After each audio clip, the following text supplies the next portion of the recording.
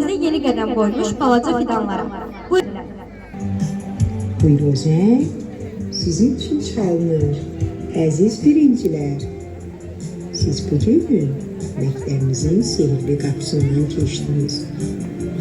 Elə bir sirli bir nağıl dünyasına düşdünüz. Burada hər kitab bir xəzinə, hər müəllim bir dost, hər dəftər bir sihirli gündəlikdir. Qorxmayın.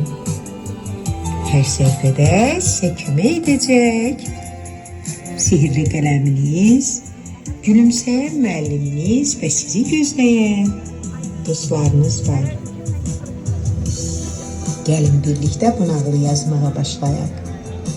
Unutmayın, bu nağılın qəhrəmanı sizlərsiniz. Əgər çətinliklə qarşılarsanız, qorxmayın. Çünki bu nağılda yalnız birlikdə irəliləyən qəhrəmanlar qalib gəlir. Siz artıq bu nağılın bir parçasısınız. Və inanıram, ən gözəl hissə indi başlayır. Sizlərə uğurlar arzulayıram, balaca qəhrəmanlar. Günümüzün təntənəsi balalar. Al şəfəqli günəş həmişə qapınızı döysün. Qədəmləriniz mübarək.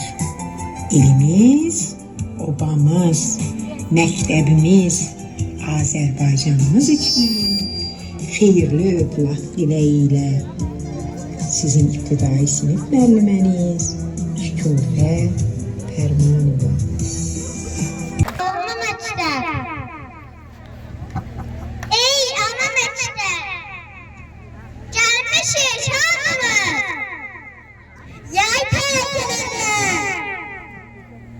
Sənə görək görək. Hediyemiz var. Başka resimler. Kül sahilinde. Al bizi yerine koyuna məktəb. Zaten hamiz. Büyük. Məktəb. Ey ana məktəb. Məktəb açır qapısını. Sevinç dolur həyata. Müəllimin gülər üzü işıq saçar niyyətə. Bilik günü şən gündür, oxumağa səbəbdir. Evim ağa gəziyir, sabahı da möhtəşəmdir. Oxu, öyrən, çalış sən, vətən üçün, xalq üçün. Bilik ən böyük gücdür, həm də ən gözəl gücün.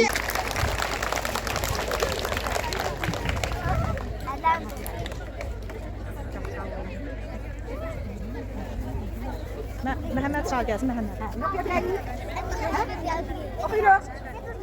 Bak. Sen de beni mektebe yazdırsana. Yolda oyuncaklarımı bir yana. Tut sen tut. Beni mektebe yazdırsana.